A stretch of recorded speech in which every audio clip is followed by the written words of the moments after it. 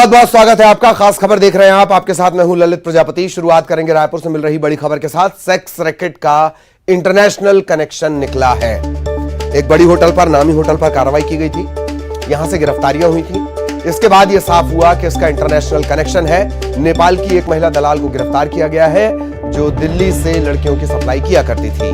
रायपुर के एक बड़े होटल में सेक्स रैकेट पकड़ाया। जांच में विदेशी महिला दलाल का नाम सामने आया। रायपुर पुलिस ने इसे गिरफ्तार कर लिया है।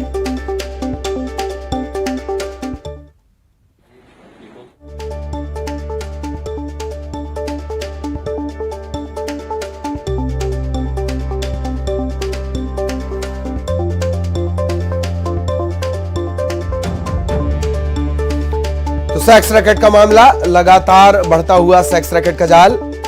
छत्तीसगढ़ में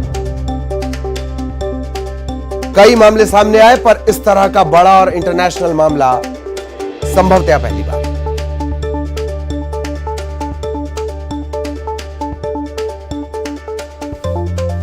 सहयोगी ममता हमारे साथ जुड़ रही हैं। ममता के पास आपको लिए चलेंगे। ममता, क्या कुछ अपडेट इस मामले को लेकर, और क्या ये माना जाए कि अभी गिरफ्तारी का सिलसिला और आगे बढ़ेगा?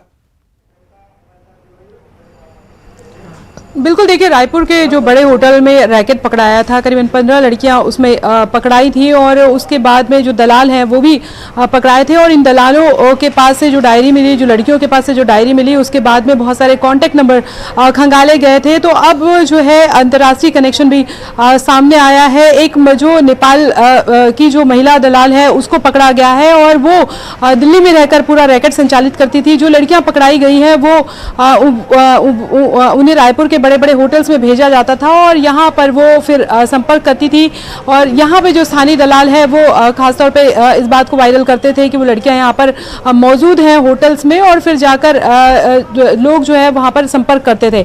तो एक बड़ी बात ये है कि नेपाल से भी कनेक्शन निकला है, और वहाँ की जो महिला दलाल जो है वो सामने आई है, वो पकड़ाई है, उनको गिरफ्तार किया गया है, जो दिल्ली में रहकर ये पूरा रैकेट संचालित करती थी। और अभी जो डायरी में ये भी कहा जा रहा है कि राजधानी रायपुर के बड़े हाई प्रोफाइल लोगों के भी नाम उन डायरी में लिखे हुए हैं, जो लगातार ये जो रैकेट में जो लड़कियां पकड़ाई हैं उनके संपर्क में रहते थे, दलालों के संपर्क में रहते थे। और इसके साथ ही कुछ और भी लोग हैं जो अलग अलग जगहों से लड़कियों को यहाँ पर भेजा करते थे, और उनको लेकर भी जो है वो नई जानकारियां सामने आ सकती हैं। जी बिल्कुल, नई जानकारियां सामने आ सकती हैं। और ममता जिस तरीके से जानकारी दे रही है, दो बातें बहुत महत्वपूर्ण हमारे दर्शकों को जान लेनी चाहिए। सुप्रीम कोर्ट एक बार कह चुका है कि अगर आप लगाम नहीं लगा सकते तो इस व्यवस्था को वैध करिए, एक बात। दूसरी बात कि इस तरह के मामलों में होता क्या है, इस तरह के मामलों में लगता है पीटा एक्ट, बहुत मामूली सा ये एक्ट है, और उसके बाद ये जो कारोबार है ये फिर से शुरू हो जाता है। बहुत बहुत शुक्रिया ममता, लेकिन आप हमारे साथ बनी रहें। ममता से हम कुछ और खबरों को लेकर भी आगे चर्चा करने वाले हैं। रायपुर से बड़ी खबर, यूथ कांग्रेस ने प्रदर्शन किया है। ईडी दफ्तर के बाहर यह प्रदर्शन किया गया। ईडी दफ्तर के बाहर जमकर नारेबाजी की गई। बीजेपी का दफ्तर होने का यहां पर बैनर लगाया गया है।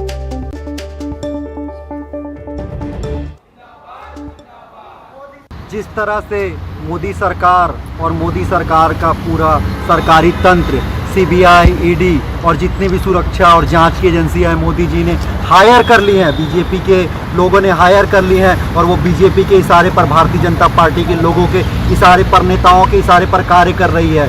वो सोच रहे हैं कि गांधी परिवार में सोनिया गांधी जी को, राहुल गांधी जी को ईडी और सीबीआई का डर दिखाकर दबा देंगे, वो लोगों को डरा देंगे। तो मैं बता देना चाहता हूँ मोदी सरकार के लोगों को और मोदी सरकार को कि गांधी परिवार ना कभी किसी से डरा है, ना डरेगा।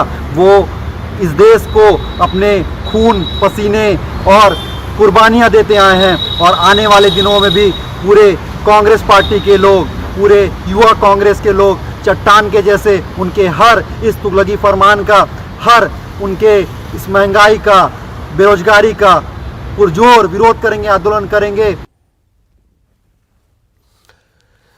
तो यूथ कांग्रेस का ये प्रदर्शन है, कांग्रेस इसका पुरजोर विरोध करेगी। ईडी दफ्तर के बाहर जमकर नारेबाजी की गई है। ममता लगातार हमारे साथ बनी हुई है। एक बार फिर ममता के पास आपको लिए चलेंगे। ममता, ईडी के दफ्तर और बीजेपी का बैनर, विस्तार से बताएं जरा।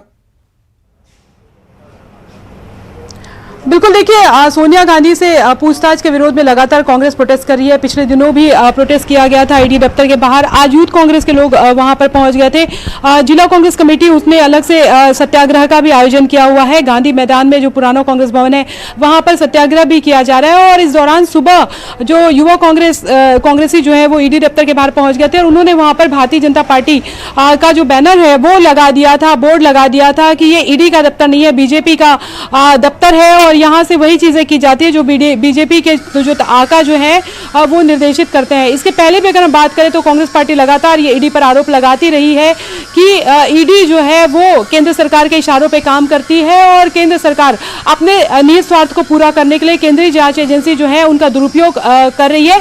और इसी दुरुपयोग के चलते सोनिया गांधी और राहुल गांधी को परेशान किया जा रहा है। नेशनल हेराल्ड मामले में जो पहले ही मामला बंद हो चुका है उस मामले में लगातार पूछताछ के बहाने तंग करने के लिए बुलाया जा रहा है और इसी का लगातार कांग्रेस पार्टी विरोध कर रही है और विरोध करेगी। और कांग्रेस का कहना है कि यही वजह है कि देश भर में जहां जहां पर ईडी के दफ्तर हैं वहां पर कांग्रेस के तमाम कार्यकर्ता जो है वो जाकर बैनर लगाएंगे। भारतीय जनता पार्टी का जो बैनर है वो लगाएंगे कि बीजेपी का दफ्तर है, ईडी का दफ्तर नहीं है। और इसी के चलते आज जो है यहाँ के यूथ कांग्रेसियों ने वहां पर जाकर प्रोटेस्ट किया। जी जी जी जी, तो ममता लगातार जानकारी दे रही थी। बहुत बहुत शुक्रिया ममता आपका इस तमाम जानकारी के लिए। ममता विस्तार से जानकारी दे रही थी। प्रदर्शन के सिलसिले चल रहे हैं। और अब दिल्ली से बड़ी खबर, सोनिया गांधी ईडी के मुख्यालय पहुंच गई हैं।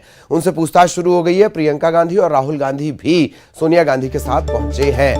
ईडी मुख्यालय के गेट तक सोनिया गांधी को पहुंचाने के बाद राहुल वापस लौट गए हैं। प्रियंका गांधी ईडी मुख्यालय में ही मौजूद हैं। एक डॉक्टर भी बाकायदा रखा जाता है कि अगर उनकी तबीयत, बार बार उन्होंने तबीयत का हवाला दिया था। इससे पहले 3 बार सोनिया गांधी को पूछताछ के लिए तलब किया गया, लेकिन सोनिया गांधी ने अलग अलग रीजन भी गिनाए थे और अब ये पूछताछ लगातार चल रही है। और दिल्ली भी आपको लिए चलेंगे। शंकर हमारे साथ जुड़ चुके हैं। शंकर के पास आपको लिए चलेंगे। शंकर, क्या कुछ अपडेट? देखिए, तकरीबन 11:05 पर सोनिया गांधी ईडी मुख्यालय पहुंची और उसके बाद अब पूछताछ की प्रक्रिया में हिस्सा ले रही हैं। पूछताछ सोनिया गांधी से प्रारंभ हो गई है। ईडी मुख्यालय के अंदर में ए ब्लॉक में उससे पूछताछ चल रही है। और जिस तरह से अगर पूरे इस मामले की बात करें तो जिस तरह से नेशनल हेराल्ड मामला और नेशनल हेराल्ड मामले के साथ साथ जिस तरह से यंग इंडिया लिमिटेड जो कंपनी बनाई गई उस कंपनी से जुड़े मामले में विस्तार से पूछताछ की जा रही है। और आज जब सोनिया गांधी पूछताछ की प्रक्रिया में हिस्सा लेने पहुंची उसके बाद सबसे पहले उनके कुछ दस्तावेज जो हैं वो मांगे गए। हालांकि दस्तावेजी प्रक्रियाओं को पहले भी पूरा किया जा चुका है, लेकिन आज भी कुछ दस्तावेज के साथ में सोनिया गांधी को बुलाया गया था। उसके बाद सोनिया गांधी उन तमाम दस्तावेज को देने के बाद पूछताछ की प्रक्रिया में बैठ चुकी हैं। हालांकि प्रियंका गांधी की अगर बात करें तो प्रियंका गांधी ठीक उनके बगल में एक दूसरा कमरा है, दूसरे कमरे में प्रियंका गांधी और उनके वकील को वहाँ पर बैठाया गया है। और जिस तरह से अगर पूछताछ की बात करें तो 3 अधिकारियों के द्वारा इस मामले में पूछताछ होगी, जिसमें कि एक महिला आयोग भी हैं। महिला आयोग भी साथ में बैठ करके पूछताछ की प्रक्रिया में हिस्सा ले रही हैं।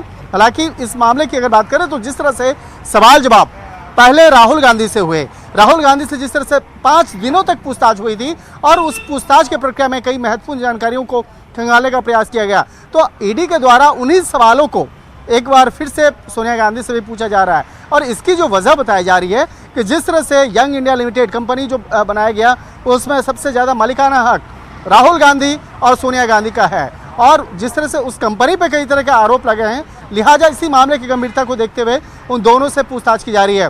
हालांकि इस कंपनी में यंग इंडिया लिमिटेड कंपनी जो है उस कंपनी में मालिकाना हक में मोतीलाल वोरा का भी था, ऑस्कर फर्नांडिस का भी था, लेकिन दोनों के इंतकाल के बाद अब पूर्ण तौर पर स्वामित्व उस कंपनी का सोनिया गांधी और राहुल गांधी का हो चुका है। तो एक तरह से कहा जा सकता है कि जो कंपनी महज 5 लाख रुपए की लागत से वो कंपनी के स्टार्ट किया गया, लेकिन आज के दिन में उस कंपनी का जो वैल्यू है, उसकी जो एसेट्स हैं और तमाम जो संपत्तियां हैं तकरीबन 2000 करोड़ का बताया जा रहा है। तो यहाँ पर जांच एजेंसी ये जानना चाहती है कि जो भी मीटिंग्स होती थी उस कंपनी से संबंधित, जो कंपनी का जो भी इंटरनल मीटिंग होता था, क्या उस बैठक में ये लोग हिस्सा लेते थे, या नहीं? जी, जी। क्या सोनिया गांधी उस तमाम बैठक में हिस्सा लेती थी या नहीं लेती थी, या जो तमाम जो हस्ताक्षर की जो प्रक्रिया होती थी वो उसकी रजामंदी ली जाती? हालांकि ये लंबी चौड़ी लिस्ट है, 50 से ज्यादा सवालों की ये लिस्ट है। बहुत बहुत शुक्रिया शंकर आपका इस तमाम जानकारी के लिए। शंकर विस्तार से जानकारी दे रहे थे, नजर उनकी लगातार बनी हुई है। इधर बड़ी खबर बिलासपुर से, 20 ट्रेन 48 घंटे के लिए रद्द कर दी गई हैं। इसमें टाटा शिवनाथ इंटरसिटी, रीवा एक्सप्रेस ये रद्द हो गई हैं। नॉन इंटरलॉकिंग कार्य होने के चलते ये ट्रेन रद्द की गई। राजनांदगांव और कलमना के बीच काम चल रहा है। आधे रास्ते में 5 ट्रेन कैंसिल की गई जो आज और कल नहीं चलेंगी।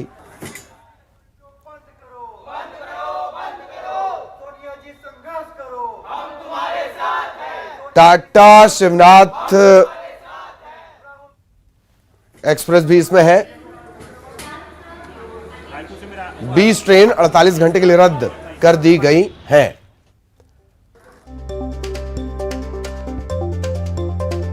तो 20 ट्रेन रद्द की गई है। विनोद आपको नजर आ रहे होंगे, विनोद के पास आपको लिए चलेंगे। विनोद, 20 ट्रेन रद्द की गई हैं, क्या कुछ अब गिनाया बताया गया है, और क्या ये इसी तरह से किया जा सकता था या और बेहतर व्यवस्था हो सकती थी इंफॉर्मेशन पहुंचाने की? ट्विटर पे आजकल मिनिस्ट्री चल रही है। विनोद, बिल्कुल सही कह रहे हैं ललित, और एक जानकारी दर्शकों से साझा कर दें कि लगातार भले ही ट्रेन कैंसिल की जा रही हो, लेकिन जो ट्रेन पटरी पर दौड़ रही है वो घंटों विलंब से चल रही है। यात्री जो है वो खासे परेशान हो रहे हैं, उमस का समय है ये, और बहुत ज़्यादा दिक्कतों का सामना करना पड़ रहा है। जो थोड़ी बहुत ट्रेन चल भी रही है उनमें भीड़ भाड़ इतनी ज़्यादा है कि जानवरों की तरह ठूस कर यात्री जो है वो बोगियों में भरे हुए हैं। और कल तो ये हो गया कि बिलासपुर के ही एक यात्री ने रेल मंत्री अश्विनी वैष्णव को जो है एक ट्वीट किया था, जिसमें रेल की व्यवस्था को लेकर के उन्होंने अपनी चिंता भी जताई थी और आक्रोश भी जाहिर किया था कि लगातार ट्रेनों का सिलसिला जो है वो कैंसिल करने का जारी है। बिलासपुर सबसे बड़ा जोन है और यहाँ पर कम से कम व्यवस्था ये होनी चाहिए कि मालगाड़ियाँ चल रही हैं, लेकिन उसके विकल्प में जो यात्री ट्रेनों को कैंसिल किया जा रहा है उसे रोका जाए और यात्री ट्रेनों को ज़्यादा से ज़्यादा चलाया जाए। अभी जो एक फरमान ट्रेन के लिए जारी किया गया है कि 25 तारीख से 29 तारीख तक जो है 20 ट्रेनों को रद्द कर दिया है, जिसमें मेमू पैसेंजर ट्रेन भी है। अभी ये था कि कुछ राहत की बात ये थी कि रेलवे ने घोषणा की थी कि कुछ ट्रेनों को शुरू किया जाएगा, जिसमें मेमू ट्रेन भी है और एमएसटी भी शुरू कर दिया गया था।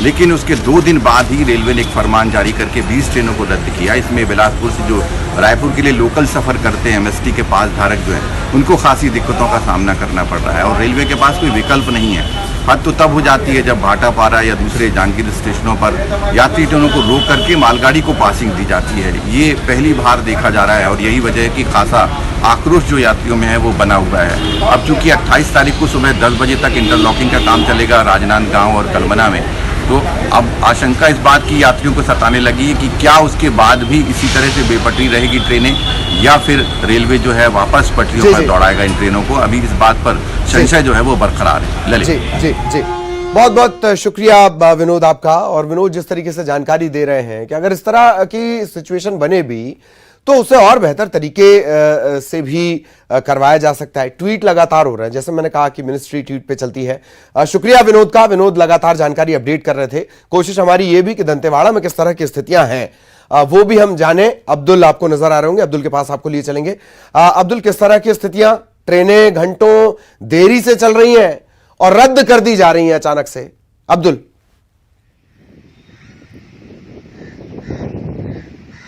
जी हाँ, दंतेवाड़ा में जिस तरीके से नक्सलियों ने अभी 28 जुलाई से 3 अगस्त तक शहीदी सप्ताह मनाने का ऐलान किया है, इसके लिए जगह जगह पर्चे और बैनर पोस्टर टांगे गए हैं दंतेवाड़ा में। जगह जगह पर यह बताने की कोशिश की जा रही है कि नक्सली शहीदी सप्ताह मनाएंगे। और ललित जी, मैं बताऊं कि नक्सली जब शहीदी सप्ताह मनाते हैं तो जो पुराने नक्सली जो शहीद हो गए हैं, पुलिस एनकाउंटर में मारे गए हैं, उनको शहीद का दर्जा देते हुए गांव-गांव में उनको याद करते हैं और जनता को यहाँ पर इकट्ठा करके उनकी याद में एक बहुत बड़ा कार्यक्रम आयोजित करते हैं। इसलिए और उनकी शहीदों को जो मारे गए हैं नक्सलियों के, उनको बदला लेने के लिए जवानों पर हमला भी करते हैं। इस तरीके से नक्सली जो है शहीदी सप्ताह 28 से 3 अगस्त तक मना रहे हैं। इसके लिए पुलिस ने भी यहाँ पर सुरक्षा के खासा प्रबंध कर रखे हैं। और जिस तरीके से नक्सलियों का शहीदी सप्ताह को देखते हुए जो किरंदुल से विशाखापट्टनम चलने वाली ये पैसेंजर है और जो एक्सप्रेस ट्रेनें हैं उसे रद्द कर दी गई हैं फिलहाल। और जो बताया जा रहा है जो लौह अयस्क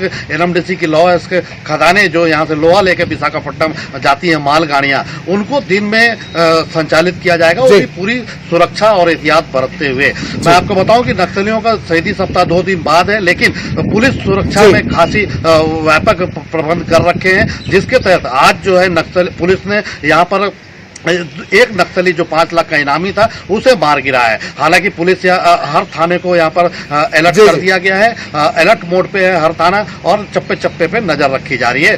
जी बिल्कुल बिल्कुल, बहुत बहुत शुक्रिया आपका अब्दुल इस तमाम जानकारी के लिए। तो ट्रेन अव्यवस्थाएं भी झेले और फिर नक्सलियों के हमले भी झेले। अगली खबर सीहोर से, जिला सहकारी बैंक में आग लग गई है।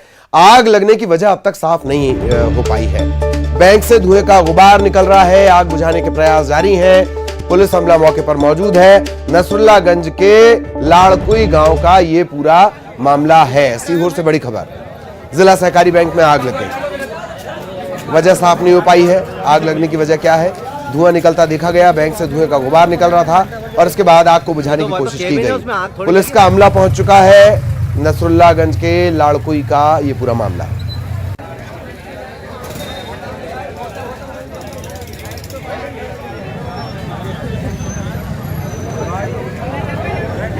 तो जिला सहकारी बैंक में आग लगी है और वजह साफ नहीं है।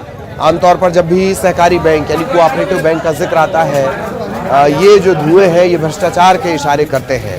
हालांकि यहाँ आग क्यों लगी ये अभी तक साफ नहीं है। पुलिस अमला मौके पर पहुंचा है। जाहिर तौर पर आग पर काबू पाने के बाद ये पता लगाया जाएगा कि आग कैसे लगी। कभी कभी बैंक में आग लगती है, कभी कभी बैंक में आग लगा दी जाती है। इस तरह के मामले भी सामने आए हैं। सीहोर के जिला सहकारी बैंक का ये मामला, आग लगने की वजह साफ नहीं है, बुझाने की कोशिश जारी है। लाड़कुई, सीहोर के लाड़कुई का ये पूरा घटनाक्रम है। नहीं तो वो तो केबिन है, उसमें आग थोड़ी लगी। बैंक से लोगों ने धुएं का गुबार उठता देखा और इसके बाद तत्काल इत्तला दी गई, पुलिस को इत्तला दी गई, फायर ब्रिगेड को इत्तला दी गई। अब कोशिश की जा रही है जल्द से जल्द आग पर काबू पाया जा सके। कितना है भाई?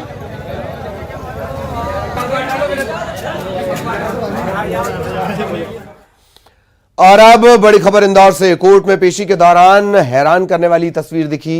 आरोपियों को हथकड़ी समेत उन्हीं के भरोसे छोड़ दिया। पैदल जाते वक्त आरोपियों के हाथ में ही हथकड़ी पकड़ा दी गई। अब पुलिस की लापरवाही की तस्वीर वायरल हो रही है। तस्वीर वायरल होते ही अधिकारी सख्त हो गए हैं। पुलिस कर्मियों की पहचान के निर्देश दे दिए गए।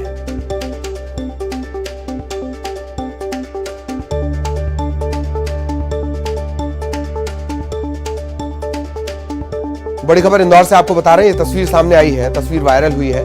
पेशी पर आरोपियों को ले जाया जा रहा था, उस दौरान हथकड़ी तो लगाई गई पर हथकड़ी उनके हाथ में ही थमा दी गई। और अब इसे लेकर कई तरह के सवाल खड़े हो रहे हैं।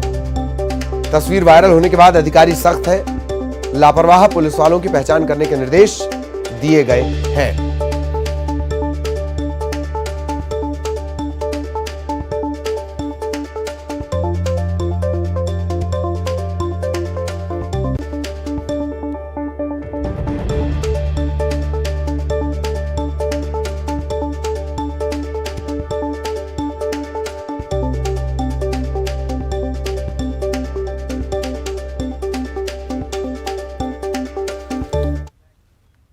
और अब खबर डिंडौरी से।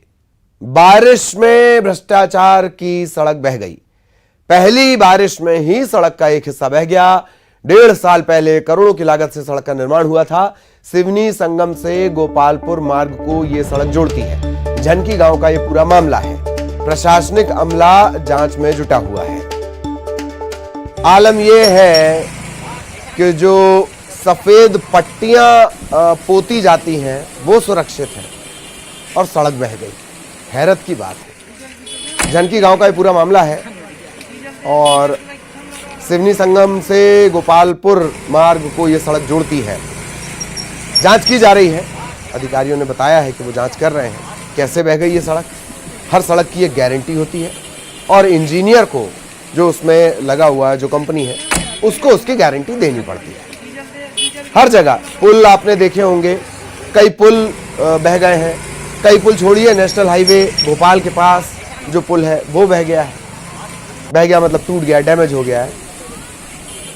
पहली बारिश का पानी, और ऐसे तमाम जगहों से पुल की तस्वीर आई है। छिंदवाड़ा से पुल की तस्वीर आई है, जबलपुर से पुल की तस्वीर आई है, सड़कों की तस्वीरें लगातार आ रही हैं। और एक सड़क ये देख लीजिए, ये डिंडौरी की सड़क है, अभी अभी बनी थी, चमचमाती हुई थी, चकचकाती हुई थी, पहली बारिश आई, बहा कर ले गई।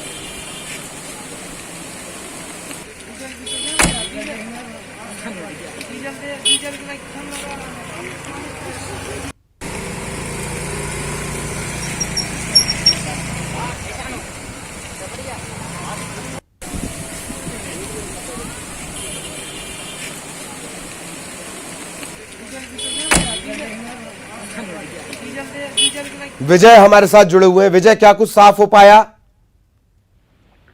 जी ललित, मैं आपको बता दूं, ये जो पूरा मामला है गोपालपुर से गोरखपुर मार्ग का मामला है, जहां झनकी गांव के पास में सड़क का एक हिस्सा जो है पूरी तरह से बह गया है और डैमेज हो गया, पूरी सड़क डैमेज हो गई है।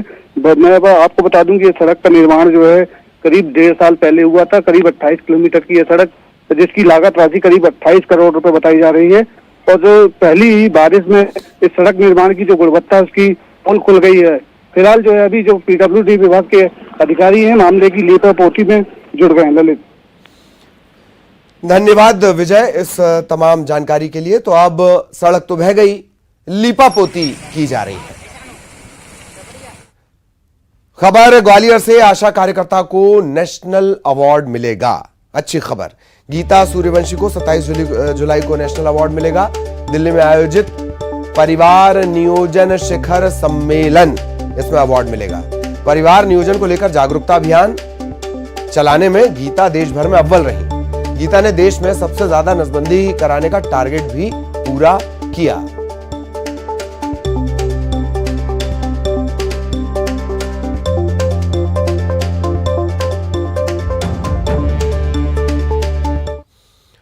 इधर सतना में आकाशीय बिजली का कहर जारी है। अलग अलग घटनाओं में 50 से ज्यादा जानवरों की मौत हो गई है। तो वहीं कल 3 चरवाहे भी आकाशीय बिजली की चपेट में आ गए। मझगवां थाना इलाके के तागी गांव में आकाशीय बिजली गिरने से 2 लोगों की जान चली गई और एक गंभीर रूप से झुलस गया। सतना का ये पूरा मामला है। इसी के साथ खास खबर में इतना ही। खबरें जारी रहेंगी।